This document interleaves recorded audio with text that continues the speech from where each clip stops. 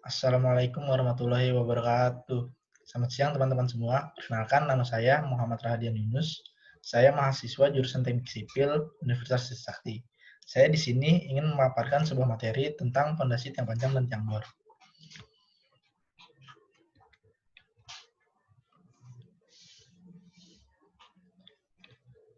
Materi yang ingin saya paparkan terdapat 2 poin, yaitu yang pertama tentang definisi fondasi tiang panjang dan tiang bor. Poin yang kedua, yaitu saya akan menjelaskan tentang metode pelaksanaan fondasi tiang panjang dan tiang bor.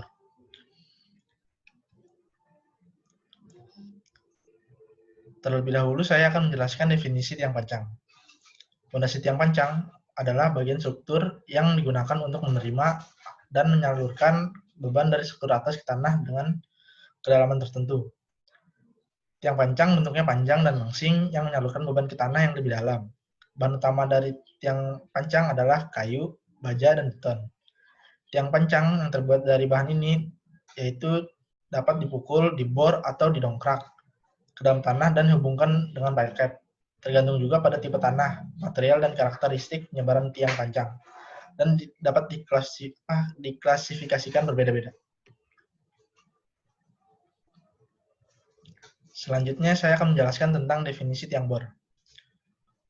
Bor pile atau fondasi tiang bor merupakan jenis fondasi dengan elemen beton bertulang yang dimasukkan ke dalam lubang bor. Fondasi ini digunakan untuk memindahkan beban berat bangunan ke tanah atau lapisan batu yang keras. Bor pile dilaksanakan dengan metode pengoboran kontinu dengan getaran rendah dan dapat digunakan untuk fondasi dan pengamanan bangunan serta untuk stabilisasi. Fondasi tiang termasuk bor pile biasanya dipakai pada tanah yang stabil dan kaku, sehingga memungkinkan untuk membentuk lubang yang stabil.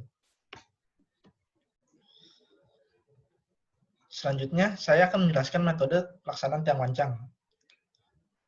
Dalam pelaksanaan tiang panjang dilakukan terlebih dahulu yaitu pengadaan tiang panjang. Pada awal pemanjangan sebaiknya disiapkan tiang panjang terlebih dahulu. Bentuk tiang panjang bermacam-macam. Ada yang kotak maupun silinder.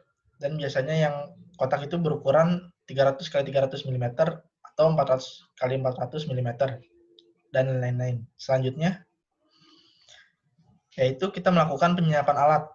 Penyiapan alat yang dilakukan adalah dengan memeriksa keadaan alat berat. Pemancangan dapat dilakukan menggunakan HSPD atau Hydraulic Static Pile Driver dan generator set, serta mencegah adanya kerusakan alat saat pengerjaan pemancangan. Selanjutnya, survei dapat melakukan penembakan survei, melakukan survei dan melakukan cek antara gambar kerja dengan kondisi lapangan, apakah sudah sesuai dengan gambar atau tidak, yaitu dapat melakukan marking dan setting out titik panjang sesuai gambar kerja. Selanjutnya kita marking titik pemancangan. Surveyor melakukan marking dan setting out titik pemancangan sesuai dengan gambar kerja. Metode selanjutnya yaitu pengangkatan tiang panjang. Proses pemancangan dimulai dengan bottom pile diangkat dengan bantuan service crane yang tergabung dalam unit HSPD dan maksudkan peralatan ke dalam lubang mengangkat tiang atau yang disebut clamping box.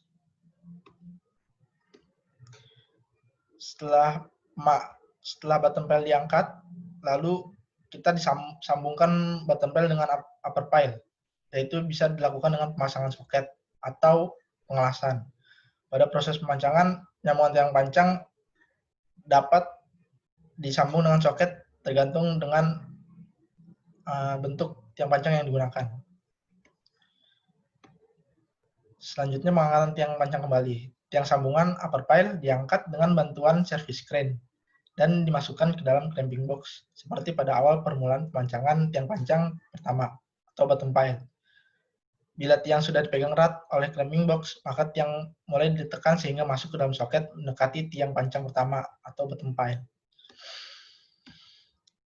Kemudian penekanan tiang panjang. Saat kedua tiang panjang sudah bersentuhan, kemudian ditekan kembali sehingga kedalaman yang direncanakan atau dengan desain load atau beban rencana tiang panjang.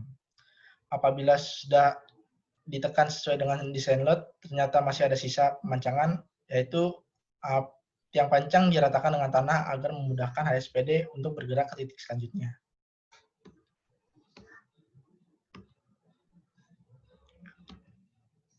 Selanjutnya, saya akan menjelaskan tentang metode pelaksanaan tiang bor. Metode pelaksanaan tiang bor dimulai dengan proses pengoboran. Pengeboran dengan sistem dry drilling, yaitu tanah dibor dengan menggunakan mata bor spiral dan diangkat setiap interval kedalaman 0,5 meter. Hal ini kita lakukan berulang-ulang sampai kedalaman yang ditentukan. Selanjutnya, setelah proses pengoboran, yaitu dilakukan proses pembersihan lubang. Tahap kedua dalam proses pelaksanaan tiang bor yaitu lubang bor dari longsoran lumpur dibersihkan sehingga tidak ada lumpur yang terjadi. Pembersihan harus dilakukan dengan alat pembersih khusus yang disebut dengan cleaning bucket dengan ukuran yang sesuai dengan lubang bor. Tahap yang ketiga merupakan pemasangan besi beton dan pipa tremi. Pemasangan besi beton dan pipa tremi dilakukan. Kerangka baja telangan yang telah dirakit diangkat dengan bantuan diesel winch dalam posisi tegak lurus terhadap lubang bor dan diturunkan dengan hati-hati agar tidak terjadi banyak singgungan dengan lubang bor. Pengukuran kembali lubang bor, pengeboran. Setelah pemasangan besi beton tremi, dilakukan pengukuran kembali lubang bor. Setelah tulangan terpasang dalam lubang, maka harus dilakukan pengukuran kembali ke dalam lubang bor. Selanjutnya, dilakukan pengecoran beton. Tahap terakhir metode pelaksanaan tiang bor yaitu pengecoran fondasi bor pile. Untuk memisahkan adukan beton dari lumpur limbah, pengecoran di awal pengecoran. Maka digunakan kantong plastik yang diisi adukan beton dan diikat dengan kawat beton, kemudian digantung di bagian dalam lubang tremi. 1 meter ke bawah dari corong pipa tremi.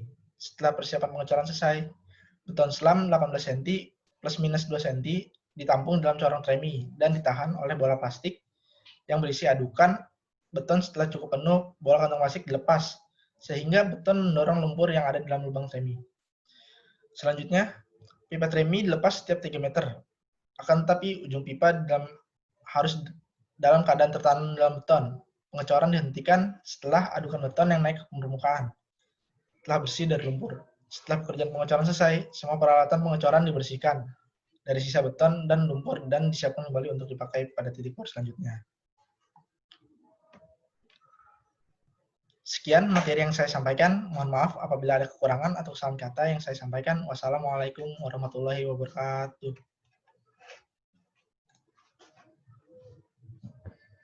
Berapa menit?